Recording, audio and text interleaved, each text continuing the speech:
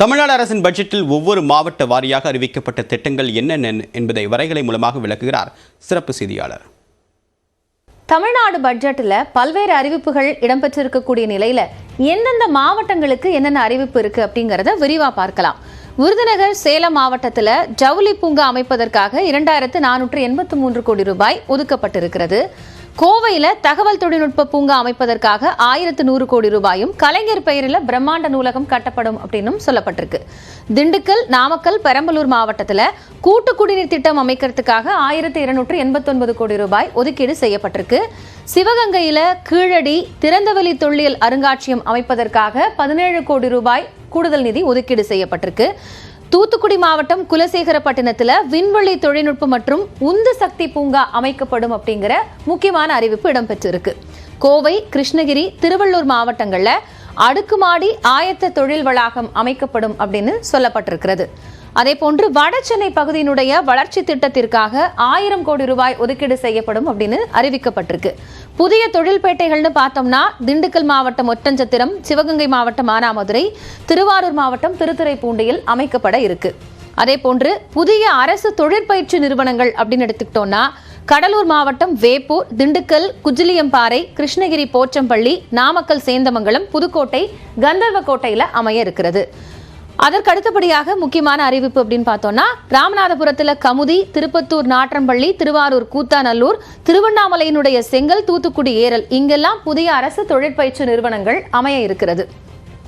அடுத்ததாக ராமநாதபுரம், ஏற்காடை மட்டும் எடுத்துக்கிட்டோம்னா 2C பேண்ட் டோப்ளர் ரேடார்கள் அமைப்பதற்காக 56 கோடி ரூபாய் ஒதுக்கீடு செய்யப்பட்டிருக்கு.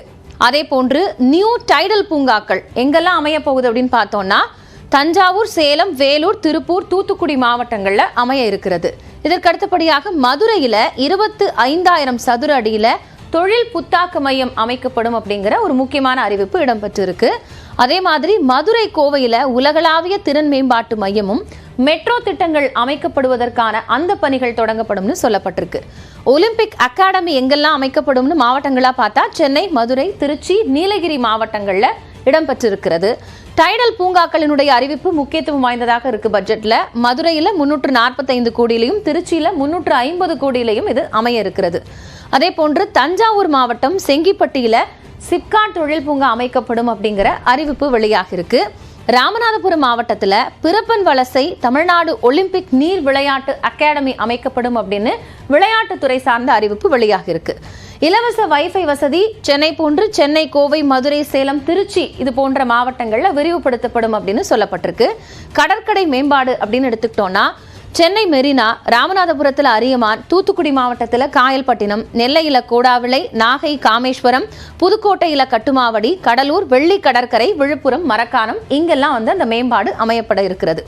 திருவள்ளூர் மாவட்டத்தினுடைய முக்கிய அறிவிப்புன்னு பார்த்தோம்னா எண்ணூர் கழிமுகத்தை மேம்படுத்துறதுக்காக 1675 கோடி ரூபாய் ஒதுக்கீடு செய்யப்பட்டிருக்கு. அதே மாதிரி பூந்தமல்லியில அதிநவீன திரைப்பட நகரம் அமைப்பதற்காக 500 கோடி ரூபாய் ஒதுக்கீடு செய்யப்பட்டிருக்கிறது.